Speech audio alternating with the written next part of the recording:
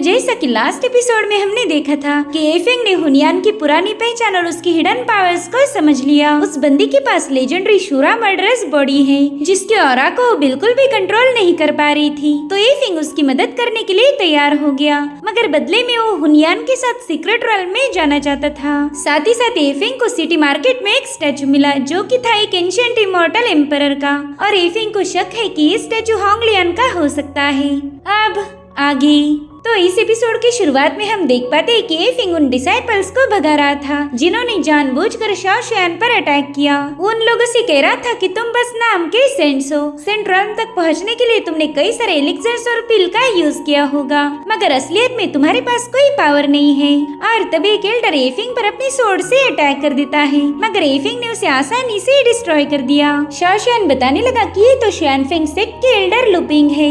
एफेंग ये बंदा Saint Lord realm पर पहुंचने के एकदम करीब है, मुझे नहीं लगता हमें इससे उलझना चाहिए। उतने में ही वो मार खाई हुई डिसाइपल उस बंदे के सामने शिकायत करने लगे। वो बता रही थी कि एफेंग ने हम पर जानबूझकर अटैक किया। अब उस एल्डर को तो बस एफेंग पर हमला करने का बहाना चाहिए था, जो कि उसे अब मिल गया। उसने पहले तो एफेंग पर अटैक कर उसे दूर ढकेल दिया, जिसके बाद वो पीछे से आकर कहने लगा कि मैं तुम्हारी स्पिरिचुअल वेन्स को डैमेज कर दूंगा ताकि तुम दोबारा कभी किसी से बदतमीजी ना करो। मगर एफेंग तो अपनी पावर का यूज करते हुए उसके अटैक को काउंटर कर रहा था, जिससे थोड़ी देर में वो दोनों काफी पीछे पुश हो गए। इधर होंगलियन को उस मास्टर पर बहुत ज्यादा गुस्सा आ रहा था, मगर एफेंग उसे कहता है तुम टेंशन बिल्कुल मत लो, मैं इसे आसानी से हैंडल कर सकता हूँ। और अब एफेंग बड़ी स्टाइल के साथ कहने लगा क्यों मास्टर, इतना ही दम था तुम में, जरा एक बार और जोर लगाओ, शायद मुझे थोड़ी सी चोट लग जाए। ये सुनकर एल्डर लुपिंग काफी ज्यादा भड़क गया। वो कहता है एफेंग मैं अभी तेरी जबान काट दूंगा, जिसके बाद वो एफेंग पर स्लैश अटैक करते हुए सीधा उसके साथ भिड़ गया। उन दोनों की क्लैश ने वहाँ पर बहुत बड़ा ब्लास्ट कर दिया था।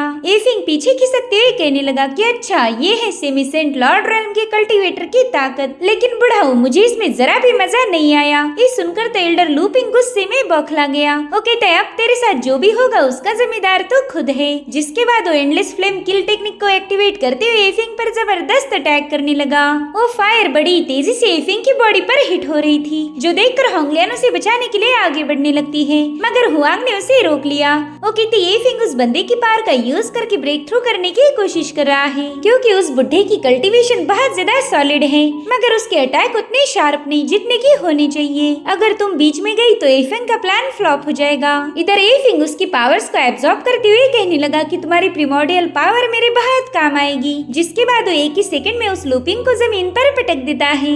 लुपिंग काफी ज्यादा हैरान था ये देख के कि एफेंग के पास एक ऐसा फॉर्मेशन है जो कि उसकी प्रिमोर्डियल पावर को एब्जॉर्ब कर रहा। वो कहता है बच्ची तूने मेरी ही पावर का यूज करते हुए मिड सेंट्रल पर ब्रेक थ्रू किया है। जिसके बाद वो मास्टर बड़ी तेजी से एफेंग पर अटैक करना शुरू कर देता है, जिसे एफेंग आसानी से डॉज कर रहा था। मीनवाइल वो लुपिंग को चिढ़ाने लगा। वो कहता है तुम किसी काम के नहीं हो, तुमसे ज्यादा पावरफुल तो शाओशियान है। तुम्हारे जैसे लोग सेंट्रल के पिक पर कैसे पहुँचते हैं यही सबसे बड़ा सवाल है। और फिर एफेंग एक ही अटैक में उस मास्टर को जमीन पर पटक देता है। साथ ही एफेंग ने वहाँ पर डीमन स्लेइंग फॉर्मेशन को भी एक्टिवेट किया था, जो देख लुपिंग थोड़ा सा चौंक गया। वो कहता है असुरा सोर्ड सेक्ट में इतने पावरफुल डिसाइपल्स कब से आने लगे। और फिर उसे एक बहुत बड़ा शॉक लगा। वो सरप्राइज होकर कहता है कि शायद तुम एफेंग हो, अब देखना तुम कैसे डिवाइन पैलेस का शिकार बनते हो। जिसके बाद लुपिंग फॉर्मेशन ब्रेक करके वहाँ से भागने वाला था कि तब एफेंग उसके सामने जाकर उसके सिर पर एक जोरदार अटैक करता है। वो कह रहा था कि डिवाइन पैलेस को तुम मेरे बारे में तभी बताओगे जब मैं तुम्हें जिंदा वापस जाने दूंगा। और फिर एफेंग ने एक ही पाम अटैक में लुपिंग का गेम ओवर कर दिया।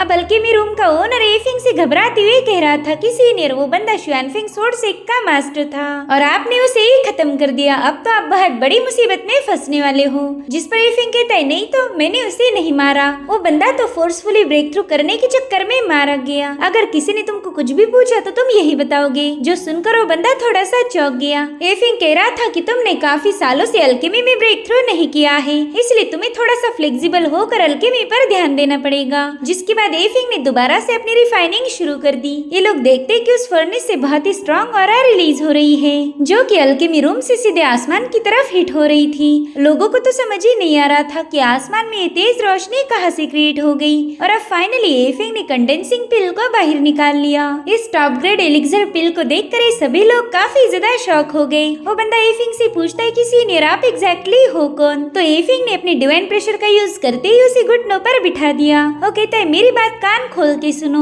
आसमान में रिलीज होने वाली रोशनी और ल्यूपिंग की डेथ से मेरा कोई संबंध नहीं, समझ गए ना तुम। तो बंदा तुरंत एफिंग की बात मान जाता है, यानी कि एफिंग उसे अपना मुंह बंद करने के लिए बोल रहा था। साथ ही साथ एफिंग ने उसे काफी तगड़ा रिवॉर्ड भी दिया। अब वो वहाँ से जा ही रहा था कि तभी वो बंदा कहने लगा कि सीनियर प्लीज मुझे आपका नाम बताएं, ताकि आगे चलकर मैं आपके गाइडेंस को फॉलो कर पाऊंगा। तो फाइनली एफिंग उसे अपना नाम बता देता है। वो बंदा तो एफिंग का नाम सुनकर काफी ज्यादा चौंक गया था। अब वो तुरंत ही अपनी हजारों सालों पुरानी अल्केमी की बुक को चेक करता है, जो कि खुद एफिंग ने अपनी पास्ट लाइफ में लिखी थी। इधर एफिंग असुरा सोर्ड सेक्ट में वापस आ गया। हुआंग तो एफिंग के अल्केमी स्किल की काफी ज्यादा तारीफ कर रही थी। तभी होंगलियन एफिंग को बताने लगी कि मुझे तो एलिक्सर पिल से ज्यादा कैंडिड हॉर्स टेस्टी लगते हैं। अब वो एफिंग को भी कैंडिड हॉर्स खिलाने की कोशिश कर रही थी कि तभी वहाँ पर सेक्ट मास्टर चुआंग पहुँच गया। वो एफिंग से कह रहा था कि हमारे सेक्ट में ऐसी छिचोरी हरकतें बिल्कुल भी नहीं चलती, मगर तुम्हारे आने के बाद से यहाँ का सारा माहौल ही खराब हो गया। तो एफिंग उन दोनों को वहाँ से जाने के लिए बताकर चुआंग से बात करने लगा।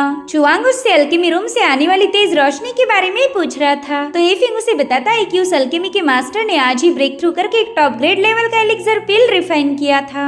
उस वक्त मैं वहीं पर था, इसलिए मैं एक एलिक्सर पिल हुनियान के लिए भी लेकर आया हूँ, ताकि उसकी किलिंग और सप्रेस हो जाए। तो चुआंग उस एलिक्सर पिल को चेक करते हुए कहने लगा कि तुम तो हुनियान की कुछ ज्यादा ही फिक्र करते हो। अब वो अपनी पावर्स को एक्टिवेट कर ही रहा था कि तभी जिली उन्हें देख लेती है। जिली को डर था कि कहीं ये बंदा एफिंग पर अटैक न कर दे, मगर एफिंग ने जिली को अपनी माइंड पावर का यूज करके बता दिया कि तुम बीच में मत आना, मुझे देखना है ये बंदा मेरे साथ क्या करेगा। इधर चुआंग एफिंग की पावर्स को चेक कर रहा था। वो सोचता है कि इस बंदे की फाउंडेशन बहुत ही ज्यादा स्ट्रॉन्ग है, मगर इसमें मुझे कोई स्पेशल पावर नजर नहीं आ रही। जिसके बाद वो एफिंग की माइंड स्पेस चेक करने पहुंच गया। तभी उसे ऐसा फील हो रहा था कि कोई उस पर नजर रखे हुए है। जिसके बाद वो बंदा तुरंत ही वहाँ से बाहर आ जाता है। वो काफी ज्यादा कंफ्यूज हो गया था। तो एफिंग उससे पूछता है कि सीनियर आपको अचानक से क्या हो गया। जिस पर वो कहने लगा अरे कुछ नहीं, मैं तो बस तुम्हारी पावर्स को चेक कर रहा था। तुम सीक्रेट रेल में जाना चाहते हो, इसलिए मैंने सोचा क्यों ना तुम्हारी एबिलिटी को चेक किया जाए। और मुझे पता चला कि तुम्हारे पास कल्टीवेशन का बहुत जबरदस्त टैलेंट है, मगर तुम तो बस लड़कियों के पीछे घूमते रहते हो। अगर ये आदत बदल लो तो तुम काफी आगे जा सकते हो। जिसके बाद उस सेक्ट मास्टर ने छुपकर उस पिल में अपनी पावर्स ऐड कर दी। अब एफिंग हुनियान के रूम में आकर उसी पिल को चेक कर रहा था। तब यूचिन वहाँ कर उसे बताने लगी कि सेक्ट मास्टर बहुत ज्यादा शातिर है।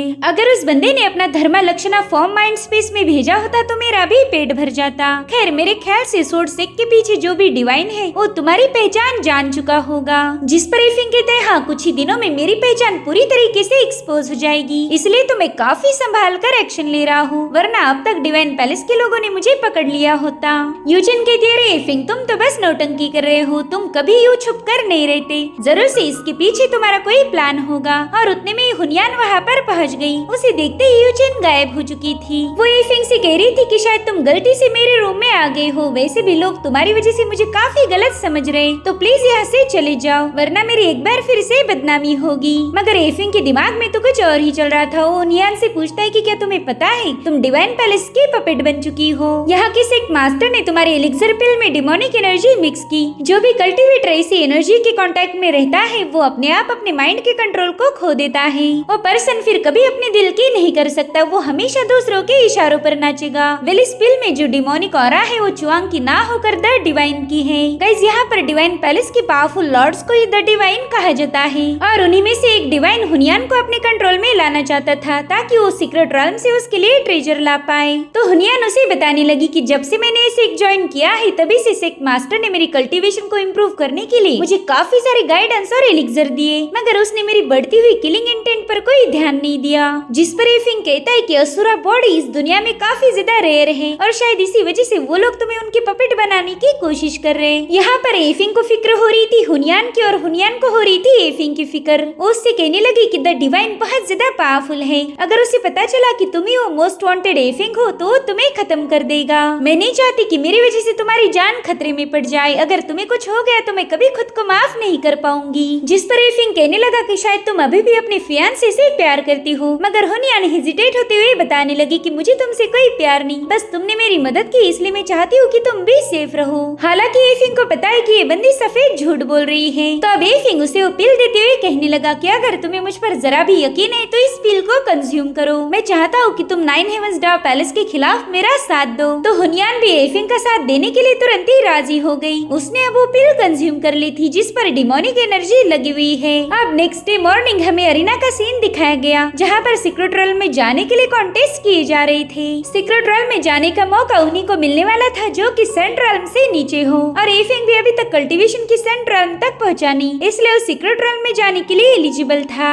चुआंग सबको बता रहा था कि सीक्रेट रेल्म काफी ज्यादा खतरनाक है, इसलिए हमारे डिवाइन ने तुम सभी को खतरों से बचाने के लिए सेंट एम्परर ब्लड का यूज करके ये 5 डिवाइन समनिंग जेड प्रिपेयर किए हैं। ये जेड तुम्हारे दुश्मन का पावरफुल ब्लो डिस्ट्रॉय करके तुम्हें सीक्रेट रेल्म से बाहर भेज देंगे। तो आज यहाँ पर जो भी 5 टैलेंटेड डिसाइपल सिलेक्ट होंगे उन्हें ये जेड मिलेगा। साथ ही साथ उन्हें दूसरे मेजर सेक्ट के टैलेंटेड डिसाइपल के साथ ट्रेनिंग हासिल करने का चांस दिया जाएगा, और ये तुम्हारे लिए काफी अच्छा मौका है। आप शाओशियान को अरीना में देखकर वहाँ मौजूद डिसाइपल आपस में ही बात करती है, कहने लगे कि पता नहीं ये लूजर यहाँ पर क्यों आया है, ये बंदा सिर्फ वॉर एम्परर लेवल पर है। सीक्रेट रेल्म में जाने के बाद अगर वहाँ किसी ने इसे एक मुक्का भी मार दिया तो ये वहीं पर मारा जाएगा। वहीं पर अब जाओलिन और शेनजाओ पहुँच गए। वो आते ही शाओशियान को चिढ़ा रहे थे कि तुम तो बहुत ही कमजोर हो, पता नहीं तुम यहाँ क्यों आए, अगर गलती से भी तुम्हारा हमारे साथ मुकाबला हुआ तो तुम मारे जाओगे। तभी एफिंग कहता है शेनजाओ पिछली बार मैं तुम्हारी अच्छी सी पिटाई नहीं कर पाया, मगर दुआ करो कि सीक्रेट रेल्म में हमारी मुलाकात ना हो,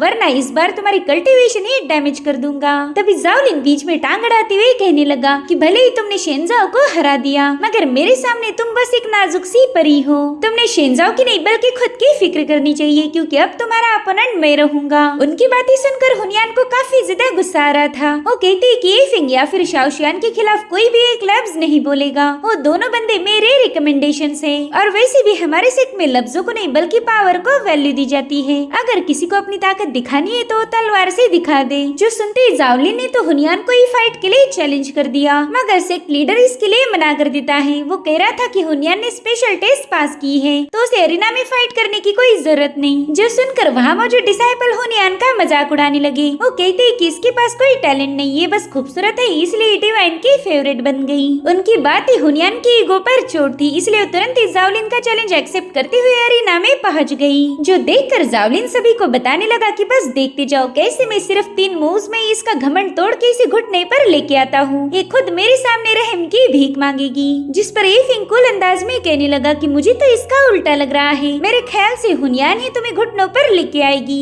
एफिंग की बातों से जावलिन काफी ज्यादा भड़क गया था। वो कहता है कि तुम तो बस एक हाफ सेंट हो, बस एक बार मैं इस हुनियान से निपट लो, फिर तुम्हें भी तुम्हारी औकात दिखा दूंगा।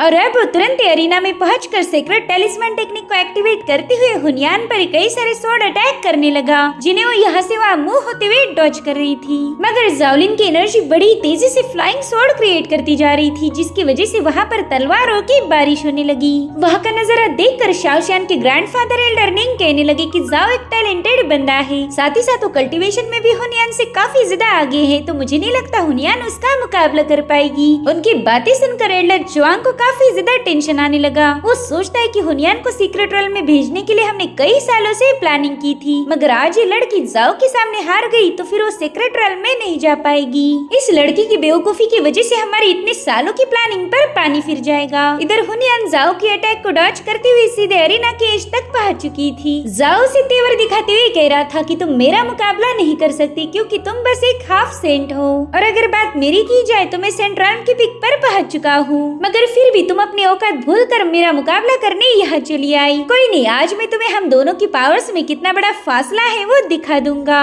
जिसके बाद वो अपना हेवी प्रेशर रिलीज करना शुरू कर देता है, जिसे काउंटर करने के लिए हुनियान ने अपनी क्लाउड टोर्नेडो टेक्निक को एक्टिवेट कर दिया, जिसके चलते वहाँ पर तेज रोशनी का एक बहुत बड़ा तूफान बन चुका था, जो कि सीधे जाकर जाओ के अटैक को रोकने लगा। लेकिन जाओ के स्वॉर्ड अटैक काफी ज्यादा खतरनाक थी, जिस वजह से हुनियान को नीचे आना पड़ा। सबको लगता है कि हुनियान ये मुकाबला हार जाएगी, मगर एफिंग को उस पर पूरा यकीन था। वो कहता है बस मुझे एक ही बात का डर है कि जावलिन ने अभी तक अपनी स्वॉर्ड एनर्जी का पूरा यूज नहीं किया। वहीं पर हुनियान जावलिन से कह रही थी कि तुमने अभी तक अपनी पूरी ताकत का यूज नहीं किया, और मैं तुम्हें बता दूं इस आधी अधूरी पावर के साथ तुम कभी मुझे हरा नहीं पाओगे। तो जावलिन कहते हैं ठीक है, फिर अब मुझ पर ब्लेम मत करना कि मैंने तुम्हें बुरी तरह से घायल कर दिया। जिसके बाद वो अपनी पावर्स को पूरी तरह से एक्टिवेट कर देता है, जिससे उसने अपनी एक हेवी स्वॉर्ड क्रिएट कर ली थी। तो जाओ की इस पावरफुल मूव को काउंटर करने के लिए हुनियान ने अपने विंड टेक्निक को एक्टिवेट कर दिया, जिससे वहाँ पर हुनियान के कई सारे फॉर्म क्रिएट होकर उसे चारों ओर से घेर चुके थे। इसलिए जावलिन भी अपनी पूरी स्वॉर्ड ऑरा का यूज करते हुए गोल गोल घूमकर उन सारे फॉर्म्स को डिस्ट्रॉय कर देता है, मगर तभी उसे रियलाइज हुआ कि ये तो बस इल्यूजन्स थे। इधर हुनियान मौका मिलते ही मूनलाइट शैडो मूव का यूज करते उस पर एक जोरदार अटैक कर देती है, और इस अटैक के लिए तो बंदा बिल्कुल भी रेडी नहीं था, जिसके चलते वो बुरी तरह से घायल हो गया। और फिर हुनियान ने एक जोरदार लात मारते हुए सीधा उसे अरीना से बाहर फिकवा दिया, यानी कि हुनियान ये मुकाबला जीत चुकी थी।